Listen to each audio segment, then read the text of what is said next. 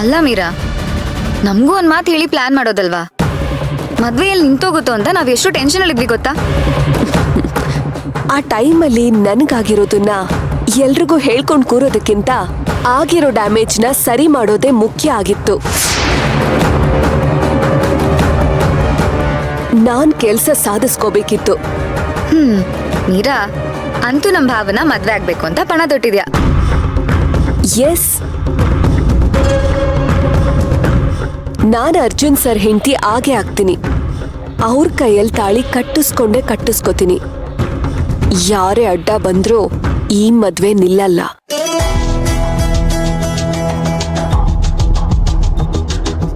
ಮೀರಾ, ಅಷ್ಟಕ್ಕೆ ರಿಲ್ಯಾಕ್ಸ್ ಆಗ್ಬೇಡ. ಮುಂದೆ ಸೇವಂತಿನ ಮನೆಯಿಂದ ಆಚೆ ಹಾಕೋ ಪ್ರೋಗ್ರಾಮ್ ಇದೆ ಅಲ್ವಾ?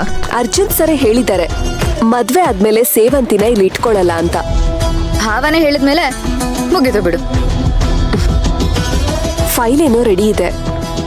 ಈಗ ಸೇವಂತಿ ಇದಕ್ಕೆಲ್ಲ ಸೈನ್ ಹಾಕಕ್ ಬರ್ತಾಳ? ಬರ್ದೇನೆ ಬೇರೆ ದಾರಿನೇ ಇಲ್ಲ ಅವಳಿಗೆ.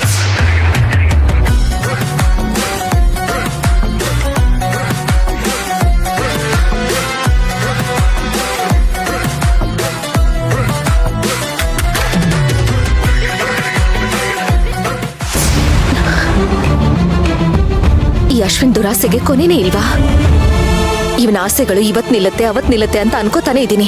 ಆದ್ರೆ ಇವನು ಒಂದಾದ್ಮೇಲೆ ಒಂದು ಹೊಸ ಡಿಮ್ಯಾಂಡ್ಗಳನ್ನ ಇಡ್ತಾನೆ ಇದ್ದಾನೆ. ಕಡೆ ಪಕ್ಷ ನಾನ್ ಮನೆ ಬಿಟ್ಟು ಹೋದ್ರಾದ್ರೂ ಇವನಿಗೆ ನೆಮ್ಮದಿ ಸಿಗುತ್ತೆ ಅಂತ ಅನ್ಕೊಂಡೆ. ಇಲ್ಲ, ಅವನಿಗೆ ಮೀರಾ, ಅರ್ಜುನ್, ಸೇವಂತಿ ಯಾವ ಕನಿಕರನೂ ಇಲ್ಲ. ಅವನೊಂಥರ ಹಣದ ಪಿಶಾಚಿ ಆಗಿದ್ದಾನೆ.